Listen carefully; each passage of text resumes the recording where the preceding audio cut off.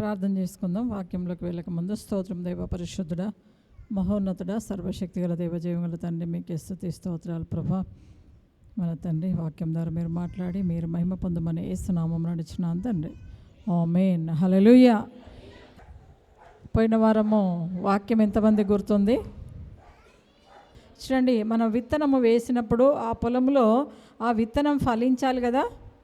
ఫలించాలంటే దాన్ని జాగ్రత్తగా మంచి నేలలో విత్తనం వేసుకోవాలి కదా. మన విత్తనము, వాక్యం అనే విత్తనము నువ్వు ఎక్కడ వేస్తున్నావు ఆ విత్తనాన్ని కదా, ఎక్కడ వేయాలంట? మంచి నేలలో ఆ విత్తనమును వేయాలి. వేసినప్పుడు అది నూరంతలుగా ఫలిస్తూ ఉంటుంది. ఒకవేళ త్రోవ పక్కన వేసినాం అనుకో, అది ఏం చేస్తుంది? పక్షులు తీసుకొని పోతాయి. ఎందుకంటే పక్షులకు ఏం కావాలి? ధాన్యం కావాలి. అది ధాన్యం గింజ కాబట్టి ఆ విత్తనాన్ని తీసుకొని వెళ్ళిపోతూ ఉంటుంది. పోయిన వారం బంటి పేరు చెప్పిండు కదా, ఏం చేయమని చెప్పండి. మీరు బాప్టిజం యేసుక్రీస్తు నామములో ఎప్పుడైతే తీసుకుంటారో దేవుడు ఏమిస్తా అన్నాడు? ఆయన గుణమును, ఆయన ఎట్లయితే చనిపోయిండో, మరణాన్ని జయించిండో, మనం కూడా ఈ లోకంలో మనకున్న సమస్యలు, శోధనలు, అప్పులు, ఇంకా బలహీనతలు అన్నీ కూడా ఆయన జయించి లేచిండు. కాబట్టి మనము కూడా యేసుక్రీస్తు నామములో అవన్నీ నుండి విజయం చూస్తూ ఉంటామని చెప్పిండు. హల్లెలూయా, హల్లెలూయా. బాప్టిజం తీసుకోవడాన్ని నేను రక్షణ పొందిన నా ఇష్టం ఉన్నట్టు చేసుకోవడానికి కాదు, కానీ ఆయన నామములో ఆయన ఎట్లయితే మరణించిండో మనం కూడా అదేవిధంగా మరణించినాం కదా. అంటే క్రీస్తులో మరణించినాం. శరీర పాప సంబంధమైన మరణం మనలో వచ్చింది. మనం క్రీస్తులో నూతన సృష్టిగా మనము జీవిస్తున్నాం. ఇప్పుడు ఎవరమంట? అందరము యేసు ప్రభులమే. హల్లెలూయా. క్రీస్తు నీలో ఉండి ఆ క్రియలు జరిగించాలంట. క్రీస్తు నీలో ఉండి ఆ ప్రేమను పొరుగువారికి చూపించాలి. క్రీస్తు నీలో ఉండి ఆ అద్భుత కార్యములు చూడాలి ఈ లోకంలో. హల్లెలూయా, హల్లెలూయా. 6వ అధ్యాయము, దానియేలు గ్రంథము 6వ అధ్యాయము 16వ వచనం కదా. చూడండి, మన బైబిల్ గ్రంథంలో మరి దానియేలు గురించి మనం చూసుకుంటూ ఉంటాం. దానియేలు ఒక రాజ్యంలో ఉంటా ఉండే. చూడండి, మొదటి వచనంలో ఉంది, తన రాజ్యం అంతటిలోనూ అధిపతులుగా ఉండుటకై 120 మంది అధిపతులను నియమించుటకు దర్యావేషునకు ఇష్టమాయెను కదా. దర్యావేషు రాజు అనే ఒకతను రాజు ఉండే. ఆయనకు మరి తన రాజ్యంలో ఎంతమంది అంటే 120 మంది అధిపతులుగా నియమించిండంట. 120 మంది అధిపతులుగా నియమించిండు. వారి పైన 3 ప్రధానులుగా నియమించను. ఆ 120 మంది అధిపతులలో ప్రధానులుగా ఎంతమందిని పెట్టిండంట? 3 ప్రధానులుగా చేసిండంట కదా. ఏదన్నా పని చేయాలన్నా, రాజ్యమైనా సరే, ఓ కుటుంబమైనా సరే, కొందరు ప్రధానులను ఎన్నుకుంటూ ఉంటారు కదా. ఆ ప్రధానులను ఎన్నుకున్నారంట, ఆ 3 ఎన్నుకున్నారంట. ఆ 3లో ఈయన కూడా ఉన్నాడంట. ఎవరంట? దానియేలు కూడా ఉన్నాడు. ఈ దానియేలు అతి శ్రేష్టమైన బుద్ధి గలవాడై ప్రధానులలోనూ అధిపతులలోనూ ప్రఖ్యాతి నొంది ఉండెను. కనుక రాజ్యం అంతటి మీద అతన్ని నియమించవలెనని రాజును ఉద్దేశించెను. హల్లెలూయా. చూడండి, ఈ దానియేలు ఎట్లుండంట? అతి శ్రేష్ఠులమైన బుద్ధి గలవాడై ఉండడంట. హల్లెలూయా. చూడండి, ఆ అందరిలో 120 మంది అధిపతులలో ఈ 3 శ్రేష్ఠులలో కూడా, ఇంకా ముఖ్యమైన వారిలలో కూడా ఈయన దానియేలు అనే అతను ఎట్లా ఉండంట? అతి శ్రేష్టమైన బుద్ధి గలవాడంట. హల్లెలూయా కదా. బుద్ధి గల వాళ్ళు, ఈ లోకంలో బుద్ధి గల వాళ్ళు దొరుకుతుండ్రేనా? బుద్ధి గల వాళ్ళు లేరు. ఎందుకంటే బుద్ధిగల కన్యకలు ఎట్లా ఉండరంట? ఎంతమంది బుద్ధిగల కన్యకలు ఉన్నారు? 5 మంది. 10 మందిని ఏర్పాటు చేసుకున్నాడు. అందరి దగ్గర దీపములు ఉన్నాయి. అందరి దగ్గర ఏమున్నాయి? దీపములు ఉన్నాయి. వాళ్ళు కూడా రెడీగా ఉన్నారు. మేము కూడా కన్యకలమే, బుద్ధిగల కన్యకమే అనుకుంటారు. కానీ అందులో వాళ్ళ 5 ఆ దీపాలల్లో ఏం లేదంట? నూనె లేదు. నూనె ఉందని వాళ్ళు బుద్ధిగల వాళ్ళు అనుకుంటారు, కానీ నూనె లేదు. కానీ ఇక్కడ దానియేలు గ్రంథంలో కూడా అంత 120 మందిలో ప్రఖ్యాతి నుండి అతి శ్రేష్టమైన వాడిగా తను మరి ముద్రించబడినట్ట. హల్లెలూయా. మంచి జ్ఞానము, మంచి ప్రార్థన, మంచి విశ్వాసము, భయభక్తులు కలిగి మరి అంతమందిలో ఆ రాజ్యములో ఆ రాజు దర్యావేషు రాజు పట్టణంలో అతి శ్రేష్టమైన వాడుగా ఉండంట. హల్లెలూయా, హల్లెలూయా, హల్లెలూయా. చూడండి, అతి శ్రేష్టమైనగా ఉండి కిందకంటా ఉండి, చూడండి కింద చదవండి. అందుకు ఆ ప్రధానులను అధిపతులను రాజ్యపాలన విషయంలో దానియేలు మీద ఏదైనా ఒక నింద మోపవలనని ఉండి తగిన హేతువు కనిపెట్టుచుండిరి. చూడండి, ఆయన ఎప్పుడైతే మంచి ప్రఖ్యాతి పొందుతూ ఉన్నాడు, ప్రఖ్యాతి అంటే మంచి పేరులు సంపాదించుకున్నాడు కదా. ఆయన ఉన్న రాజ్యంలో ఆ రాజు దగ్గర ఆ ప్రజల దగ్గర మంచి పేరు ప్రఖ్యాతులు ఉన్నారు. చూడండి, మన దగ్గర కూడా మరి ప్రధానమంత్రి ఉంటాడు, ముఖ్యమంత్రి ఉంటారు, వాళ్ళ కింద ఇంకెవరు ఉంటారు, మినిస్టర్స్ ఉంటారు, ఇంకా ఎమ్మెల్యేలు ఉంటారు, ఇంకా కార్పొరేటర్స్ ఉంటారు, ఇంకా సరే వీళ్ళందరూ కలిసి ఏం చేస్తారు, మన రాజ్యాలను వెళ్తూ ఉంటారు కదా. అట్లనే మరి ఈ దానియేలు కూడా మరి ముఖ్యులుగా ఉండే ఆ ముగ్గురు, ఆ 120 మంది పెద్దలలో ఆ ముగ్గురు ఏర్పాటు చేసుకున్నాడు. ఆ ముగ్గురులో కూడా దానియేలు ఎట్లుండంట, ఎలా ఉండు, అతి శ్రేష్టమైన మంచి బుద్ధి కలిగిన వాడంట. హల్లెలూయా, హల్లెలూయా. రాజుకు చాలా ఇష్టం అంట దానియేలు. ఎందుకంటే చెప్పిన మాట ప్రకారంగా మంచి భయభక్తులు, నమ్మకము, మరి ఆ ప్రేమ, ఆ సమాధానం గలవాడై ఉండేనంట, మంచి జ్ఞానము కలిగిన వాడైనంట కదా. రాజుకు ఎంతో మరి సహాయకుడై ఉండేనంట. కాబట్టి ఆ దానియేలు మీద వీళ్ళిద్దరూ పగబట్టిరంట. ఎవరు, మిగతా వాళ్ళిద్దరు పగబట్టి ఏం చేస్తూ ఉండరు, ఎట్లయినా దానియేలును మనం ఏం చేయాలి, తీసేయాలి, రాజుకు కోపం వచ్చేలాగా చేయాలి. రాజుకు కోపం వచ్చేలాగా చేస్తేనే ఆ రాజాజ్ఞను ధిక్కరిస్తే అప్పుడు మనము హైలైట్ అవుతూ ఉంటాం. మనని ఎప్పుడు ఆ రాజు దానియేలుని ఇష్టపడతా ఉన్నాడు కనుక ఈర్ష్య వచ్చేసిందంట. వాళ్ళలో ఏమొచ్చింది, ఈర్ష్య. హల్లెలూయా. చాలామంది మీరుండే జాబ్లలో కావచ్చు కదా, మీరుండే కుటుంబాలలో కావచ్చు ఈర్ష్య పడే వాళ్ళు ఉంటారు. అన్నదమ్ములలో, అక్క చెల్లెళ్ళల్లో, బంధువులలో కూడా ఈర్ష్య వస్తుందా లేదా, ఉంటుందా ఉండదా? చాలామంది అంటారు ఈ దృష్టి ఆ దృష్టి అంటారు, ఏదో దృష్టి కానీ ఈర్ష్య అనుకుందాం మనం. హల్లెలూయా. చూడండి, ఆ దానియేలును కూడా ఆయన చక్కగా దేవునిలో ఉన్నప్పుడు వాళ్ళకు ఒక ఈర్ష్య వచ్చేసి ఆ దానియేలుని ఏ విధంగానైనా కూడా తీసేయాలని ఆ ప్లాన్ వేస్తూ ఉన్నారంట వాళ్ళిద్దరు. ఏ విధమైన ప్లాన్ వేస్తూ ఉన్నారో చూడండి ఇక్కడ. కాబట్టి ఆ ప్రధానులు అధిపతులు రాజునొద్దకు సందడిగా కూడి వచ్చి ఇట్లనే, రాజుకు దర్యావేషు చిరంజీవి అయి ఉందుగాక, రాజ్యపు ప్రధానులు, సేనాధిపతులు, అధిపతులు, మంత్రులు, సంస్థానాధిపతులు అందరు కూడి రాజుక ఖండితమైన చట్టము స్థిరపరిచి దానిని శాసనముగా చాటింపవలనని యోచన చేసిరి. హల్లెలూయా కదా. వీళ్ళు ఎంతమంది చేసిరాడా యోచన, ఇద్దరే చేసిండ్రు కదా. ఎవరు చేసిర్రు, వాళ్ళిద్దరు చేసిండ్రు. కానీ ఈ రాజు దగ్గరకు తీసుకెళ్తా ఉన్నారు ఎవరెవరట, వీళ్ళందరూ కలిసి ఈ రాజ్యంలో ప్రధానులు, అధిపతులు, ఇంకా ముఖ్యులు అందరం కలిసి మేము ఒక యోచన చేసినాము అంటా ఉన్నారు. యోచన అంటే ఒక ఆలోచన కలిగి ఉన్నాం ప్రభువా రాజా, మరి నీ గురించి మేము ఒక ఆలోచన కలిగి ఉన్నాము. మా రాజు ఎప్పుడు చిరంజీవిగా ఉండాలని, ఆరోగ్యవంతుడిగా, చిరంజీవి అంటే చిరకాలము జీవించేవాడు కదా, అంటే దీర్ఘాయుష్మంతుడు అన్నట్టు. హల్లెలూయా. ఎప్పుడు రాజు చిరంజీవిగా ఉండాలని మేము ఒక యోచన చేసినాం ప్రభువా నీ కొరకు రాజా అని చెప్పేసి ఆయన మరి వాళ్ళందరూ రాజు దగ్గర వేడుకోరంట.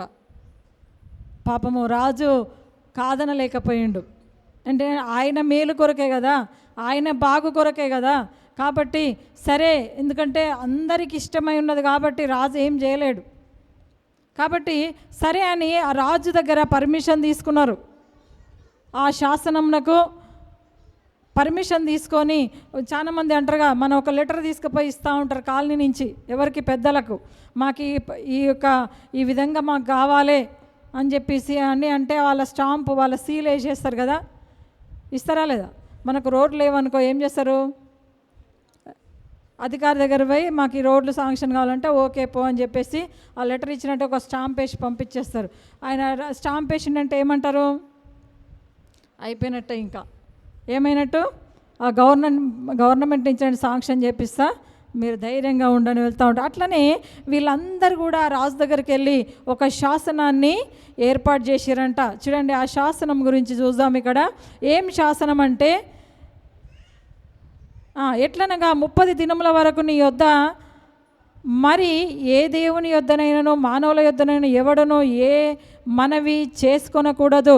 ఎవడైనాను చేసుకొనేలా వాడు సింహముల గుహలో పడద్రోయబడును.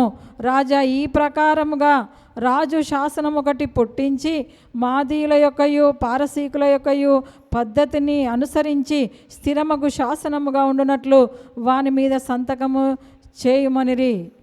చూడండి, ఏం శాసనం అంటది? ఈ 30 రోజులు ఎవ్వరు కూడా మనుషుల యొక్కయు వాళ్ళ దేవతల యొక్కయు ఇంకా ఎవరిని కూడా మనవి చేసుకోవద్దు. ఎవరి దగ్గర ఎవరు మనవి చేసుకోవద్దు. మనవి చేసుకోవద్దంటే ఏమన్నట్టు? మనవి చేసుకోవద్దంటే ఏమన్నట్టు? ఎవరు ఏ దేవుణ్ణి ఆరాధించొద్దు. వారి వారి దేవుళ్ళని ఎవ్వరు కూడా ఆరాధించొద్దు. అందరూ నువ్వు మా రాజువు, నువ్వు బాగుంటే మేము బాగుంటాం, మా రాజు కనుక నేను అందరు కూడా ఈ 30 దినములు నీకు మాత్రమే ఆరాధించాలి, నిన్ను మాత్రమే సేవించాలి అని నువ్వు ఒక శాసనము రాసి ఇవ్వాలి ప్రభు అని చెప్పినప్పుడు వాళ్ళే రాసుకొచ్చిర్రు. అప్పుడు రాజు ఏమనలేక ఏం చేసినంట? వ్రాయించి సంతకము చేసేను. దర్యావేషు శాసనము వ్రాయించి సంతకము చేసేను. ఇట్టి శాసనము సంతకం చేయమనెను. దానియేలు తెలుపుకొనిన అతడు తన ఇంటికి వెళ్ళి యథాప్రకారంగా అనుదినం ముమ్మారు మోకాల్లోని. హల్లెలూయా. చూడండి, వాళ్ళ ఏం చేశారట? శాసనం రాపించుకున్నారు. రాజు ఆ సంస్థానంలో ఆ శాసనము వ్రాయబడింది కదా. ఇప్పుడు ఏం చేయాలి? వాళ్ళందరూ 30 దినములు ఏం చేయాలి? అక్కడ ఉన్నోళ్ళు, రాజ్యంలో ఉన్నోళ్ళు చెప్పండి, ఏం చేయాలి? రాజునువే ఏ మనవి ఉన్నా రాజుకు తప్ప ఇంకెవ్వరికి చెప్పొద్దు. ఎవరి దగ్గర ప్రార్థించొద్దు, ఎవరి దగ్గర మొక్కొద్దు, ఎవరిని ప్రాధేయపడొద్దు. రాజుకు మాత్రమే సేవించాలి, రాజు మాత్రమే మొక్కాలని శాస్త్రం రాసి పెట్టిండంట కదా. వెంటనే అందరు వెళ్ళిపోయినరు. ఈ దానియేలు కూడా తన ఇంటికి వచ్చేసిండు. వచ్చి ఏం చేస్తూ ఉండట? మళ్ళీ యథాప్రకారంగా ఏం చేసిండు? మోకాల్లోని ప్రార్థన చేస్తూ ఉండంట. హల్లెలూయా కదా. చూడండి, అందరూ చేయరని తెలుసు వీళ్ళకి. ఈ ముగ్గురు ఎవరిని చూస్తూ ఉన్నారు? ఎవరిని కనిపెడతారు? ఇప్పుడు శాసనం ఎవరి గురించి పెట్టినరు? దానియేలు గురించి పెట్టిండు కాబట్టి దానియేలుని ఒక కన్ను ఏం చేస్తూ ఉన్నారు? వేసి పెట్టేసిర్రు కదా. ఏం చేస్తుండు దానియేలు? ఎక్కడ పోతుండు దానియేలు? ఎట్లా చేస్తూ ఉండు? చూద్దామని చెప్పి అంటే దానియేలు మళ్ళీ ఇంటికి వెళ్ళి ఏం చేసిండంట? చూడండి, ప్రార్థన చేసిన యథాప్రకారము ప్రార్థన చేసిండంట. ప్రార్థన ఆపలే. హల్లెలూయా. తన దేవుణ్ణి సేవిస్తూ ఉన్నాడు, తన దేవుణ్ణి ఆరాధిస్తూ ఉన్నాడు. ఆయన ఏదేమైనా సరే నా దేవుడు జీవం కలిగిన దేవుడు అని నమ్మిండు కాబట్టి, విశ్వాసం పెట్టిండు కాబట్టి ఆయన దేవుణ్ణి ఆరాధించడము ఆపలేదంట. ఆయన దేవుణ్ణి స్తుతించడము ఆపలే, ఆయన దేవుణ్ణి ఘనపరచడము ఆపలేదంట కదా. చూడండి, ఆపకుండా ప్రార్థన చేసుకున్నప్పుడు చూడండి, ఎవరైతే ఆ శాసనాన్ని ధిక్కరిస్తారో వాళ్ళకి ఏముందంట? ఆ శాసనంలో రాసిండ్రు ఏమని? వాళ్ళని సింహపు బోనులో వేయాలని వేసినప్పుడు మరి ఆ మాట కూడా విన్నాడు దానియేలు. కానీ భయపడిండా, వెళ్ళి మళ్ళీ ప్రార్థన చేసుకుంటా ఉండు, తన దేవుణ్ణి ఆరాధిస్తూ ఉండు. ఆ విధంగా ఆరాధిస్తుంటే మళ్ళీ వీళ్ళు చూస్తూ ఉన్నారట. చూడండి 10వ వచనంలో, అతడు తన ఇంటికి వెళ్ళి యథాప్రకారంగా అనుదినం ముమ్మారు మోకాల్లోని తన ఇంటి పైగది కిటికీలు యెరూషలేము తట్టు తెరవబడి ఉండగా తన దేవునికి ప్రార్థన చేయించు ఆయనను స్తుతించుచు వచ్చెను. హల్లెలూయా.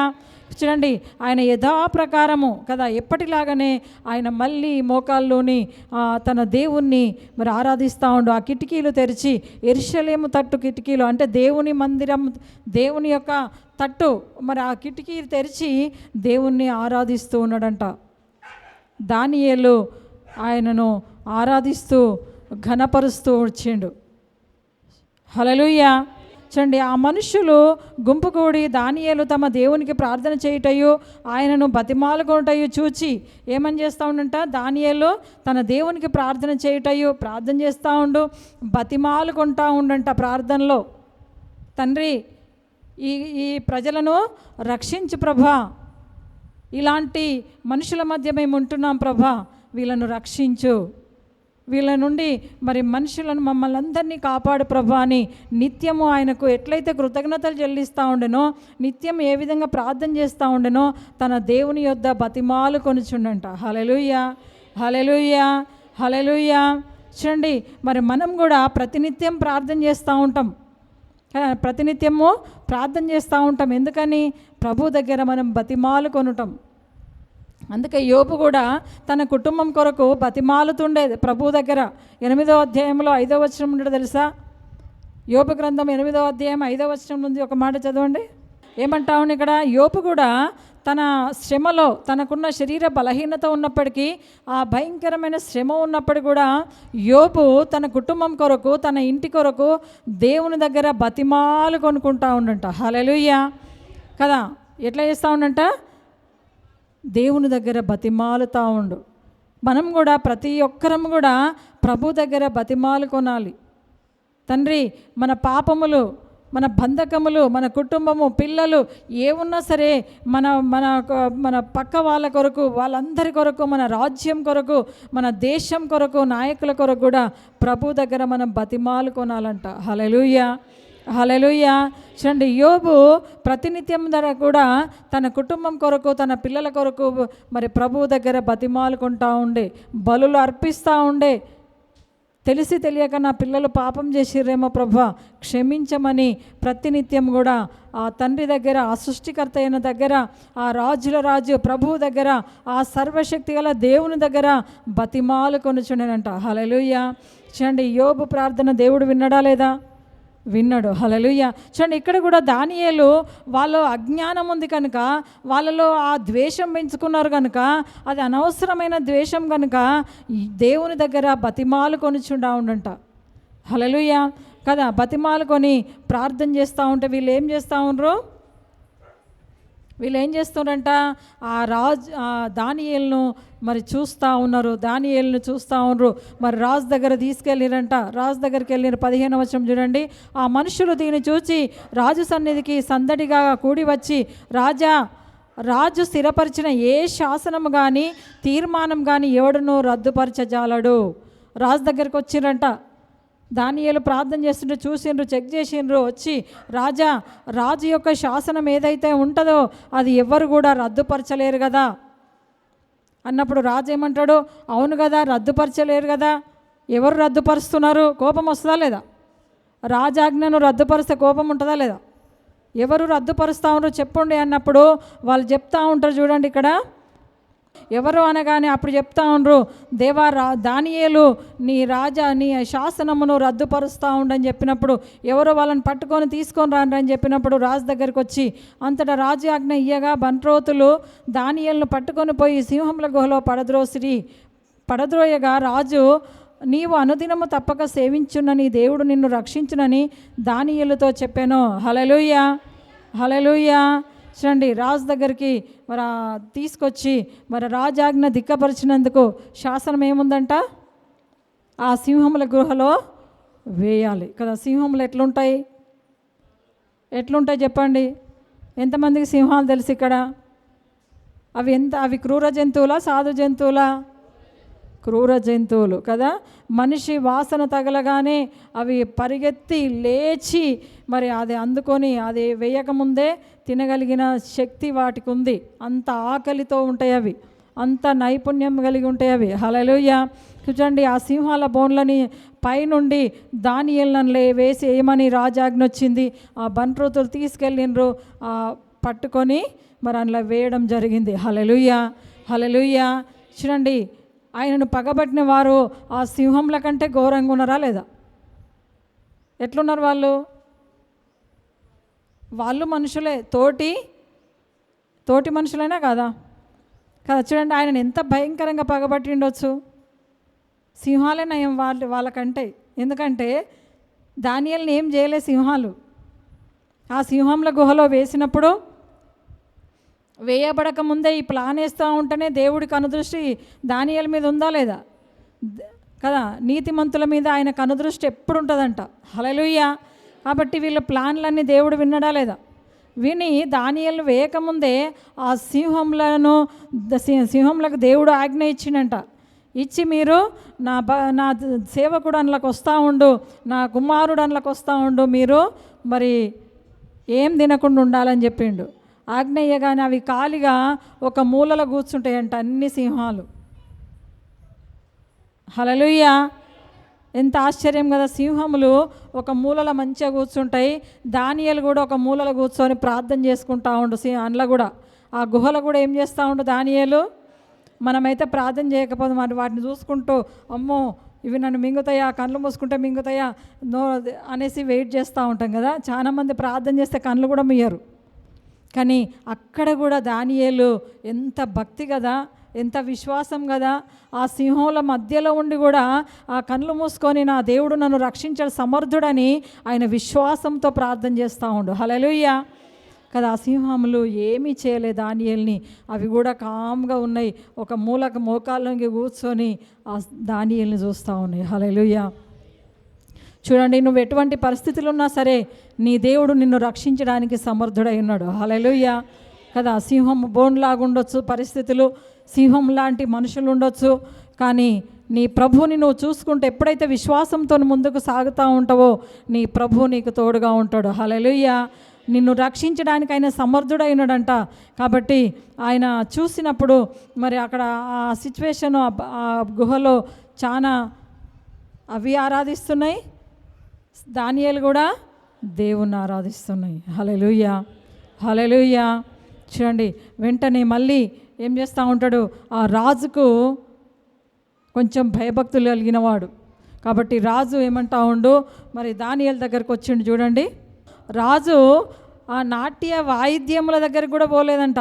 ఆయన తెల్లవారి ఉపవాసం ఉండంట పాపం. చూడండి, రాజు అంటే చాలా నా వాయిద్యంలో ఎంజాయ్ చేసాను, కానీ ఆయనకు నిద్ర పట్టలే. ఎందుకు? దేవుని బిడ్డ నన్ను లేచిన ఒక శాసనం తప్పు చేసినా నేను, ఎందుకు ఇట్లా జరిగింది నా రాజ్యంలో, ఒక దైవ సేవకుని నేను దేవుని బిడ్డను నేను హింసించినా, నేను కొద్దిగా ఆలోచన లేకపోయి నాకు నేను అంతా ఆలోచించలేదు కదా అని ఆయన రాజుకు రాత్రంతా నిద్ర పట్టలేదంట. ఎప్పుడు ఉదయం అవుతుందా, ఎప్పుడు నేను దానియేలును చూస్తానా అని చెప్పేసి ఆయన రాత్రంతా కూడా ఆయన ఉపవాసం ఉండంట. గోనెపట్ట అంటే ఉపవాస దినం, గోనెపట్ట కట్టుకొని మరి ఆ రాజు ఆ దానియేలు కొరకు ప్రార్థన చేస్తూ ఉన్నాడు. ఎంత భక్తి చూడండి, ఎంత విశ్వాసం కదా. ఎందుకంటే మళ్ళొక మాట, దానియేలు దేవుడు దానియేలు తప్పకుండా రక్షిస్తాడనే విశ్వాసంతో ఉపవాసం ఉండి ఆ ఏ నాట్యంలో పాల్పొందకుండా, ఏ సంతోషం ఆయనలో ఉండకుండా మరి ఆ గుహ దగ్గరికి వచ్చిండంట. ఉదయకాలమే లేచి ఎక్కడికి వచ్చిండంట, ఆ దానియేలు ఉన్న గుహ దగ్గరికి వచ్చిండంట. హల్లెలూయా. హల్లెలూయా కదా. తెల్లవారుజామున రాజు వేగిరమే లేచి సింహంల గుహ దగ్గరకు త్వరపడిపోయాను. హల్లెలూయా. ఎప్పుడు తెల్లవారుతుందని చూసుకుంటూ ఆ గుహ దగ్గరికి వచ్చిండంట. వచ్చి దానియేలును పిలుస్తూ ఉన్నాడు. చూడండి, ఇక్కడ అతడు గుహ దగ్గరికి రాగానే దుఃఖస్వరముతో దానియేలును పిలిచి, హల్లెలూయా. ఎవరు పిలుస్తూ ఉన్నారు ఇక్కడ? దర్యావేషు రాజు పిలుస్తూ ఉండు. ఏ స్వరంతోనంట? దుఃఖ స్వరముతో పిలుస్తూ ఉండండి. హల్లెలూయా. ఎందుకు దుఃఖపడాలి? రాజు కదా. చూడండి, రాజు కదా. ఎందుకంటే ఒక దేవుని బిడ్డను, ఒక దైవ సేవకుని నేను ఆ భక్తిపరుని నేను హింస చేసిన. అందుకని తెలుసా, దేవుడు నన్ను ముట్టినవాడు నా కన్నుగుడ్డును ముట్టినట్టు కదా. ఇప్పుడు ఎవరిని ముట్టినట్టు? దేవుణ్ణి ముట్టినట్టు వాళ్ళు. హల్లెలూయా. రాజు అదంతా రాత్రంతా ధ్యానించిండు, రాత్రంతా బాధపడిండు, దుఃఖపడిండు. మరి పొద్దున్నే ఎప్పుడు పొద్దున అవుతుందాన్ని వేగిరమే లేచి ఆ గుహ దగ్గరికి వెళ్ళి ఆ దుఃఖ స్వరముతో పిలుస్తూ ఉండండి. హల్లెలూయా. హల్లెలూయా కదా. ఏమని పిలుస్తూ ఉండు? చూడండి, ఏమని పిలుస్తూ ఉండు? జీవము గల దేవుని సేవకుడవైన దానియేలు. ఎవరంట ఆయన? జీవము గల దేవుని సేవకుడంట, జీవం గల దేవుని సేవకుడంట. హల్లెలూయా, హల్లెలూయా. ఈరోజు మీరు కూర్చున్న మీరు ఎవరి సేవకులంట? జీవం గల దేవుని ఆరాధించడానికి వచ్చిన దేవుని సేవకులు. హల్లెలూయా. చూడండి, పిలుస్తూ ఉన్నాడు. పిలిచి, నిత్యము నీవు సేవించుచున్న నీ దేవుడు నిన్ను రక్షింపగలిగేనా? హల్లెలూయా. నిత్యము నీవు సేవించుచున్న నీ దేవుడు నిన్ను రక్షింపగలిగేనా అన్నప్పుడు చూడండి, లోపల నుంచి ఒక స్వరం వినిపిస్తూ ఉంది అని అతన్ని అడిగాను. అందుకు దానియేలు, రాజు చిరకాలము జీవించునుగాక.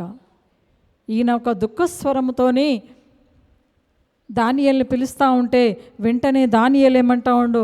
రాజు చిరకాలము జీవించునుగాక. హల్లెలూయా. ఎందుకంటే రాజు పాలనలో ఎవరికి కూడా ఎలాంటి నష్టం కలగకూడదు కదా, ఎలాంటి తీర్పు అన్యాయంగా ఇవ్వకూడదు. అసలు ఇస్తే ఎవరికి నష్టమో ఆ రాజ్యానికి నష్టం. కాబట్టి రాజు చిరకాలము జీవించునుగాక, రాజుకి ఎలాంటి నష్టం కలగకూడదని దానియేలు మరి వెంటనే ఆ స్వరం విని ఏమంటా ఉండు?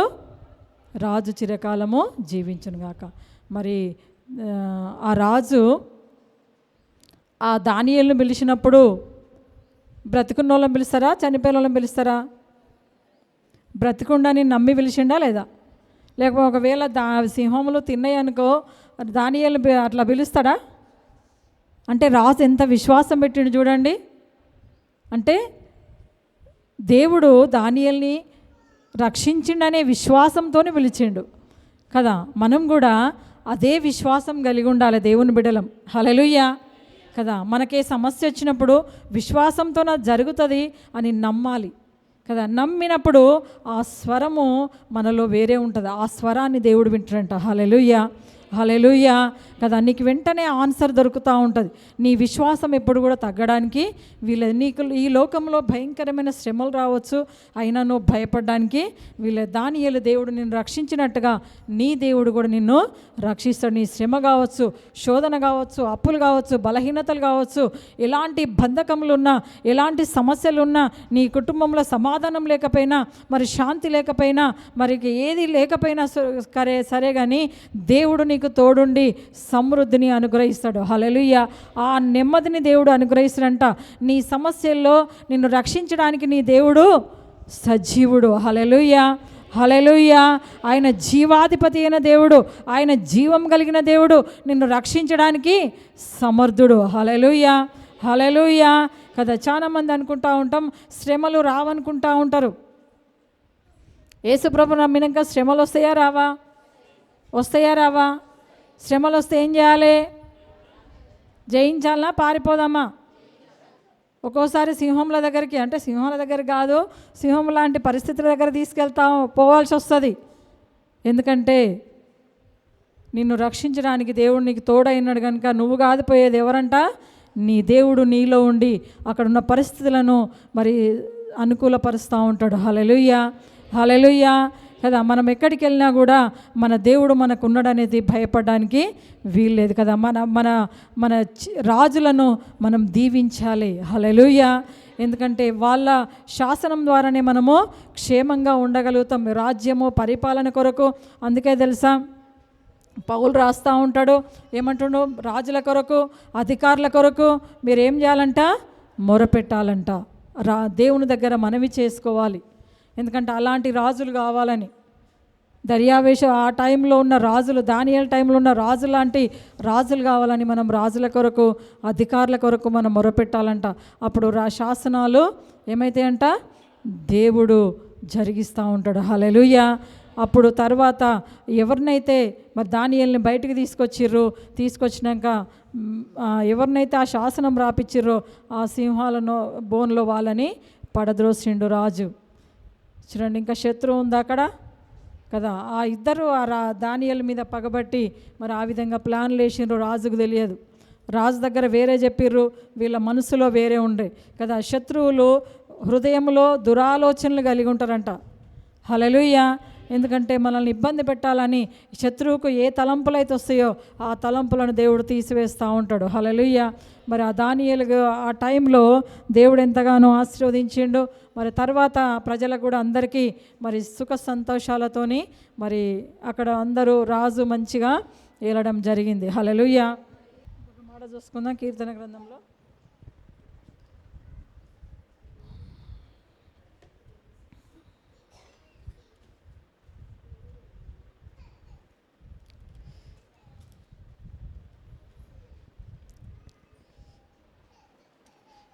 కీర్తన గ్రంథము 34వ అధ్యాయము 4వ వచనంలో, నేను యెహోవా యొద్ద విచారణ చేయగా ఆయన నాకు ఉత్తరం ఇచ్చెను, నాకు కలిగిన భయములన్నిటిలో నుండి ఆయన తప్పించెను. హల్లెలూయా, హల్లెలూయా కదా. మనం దేవుని దగ్గర ఎప్పుడైతే విచారణ చేస్తామో ఆయన ఏం చేస్తాడంట, ఉత్తరం ఇస్తాడు.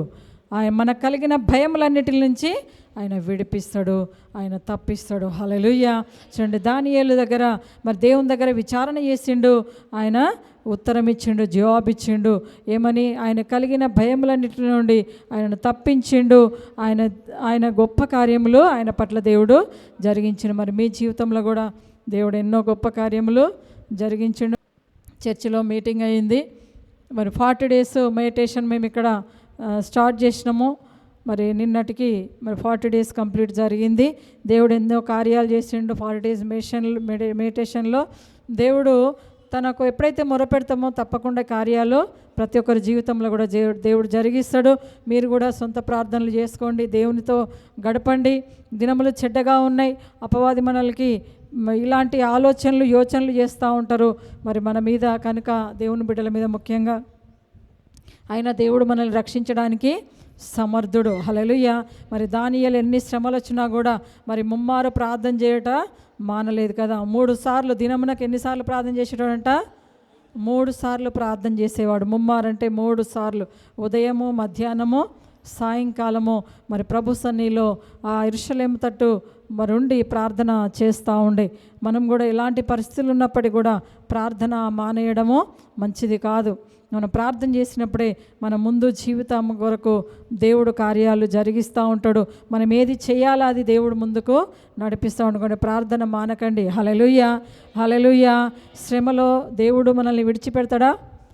కీర్తన గ్రంథం 91లో కూడా ఉంటుంది తెలుసా, నా శ్రమలో తోడయిండను, ఇంకా అతన్ని విడిపించి గొప్ప చేసేదను. అతన్ని విడిపించి కదా దానియేలును తనకున్న శ్రమలో ఏం చేసిండు?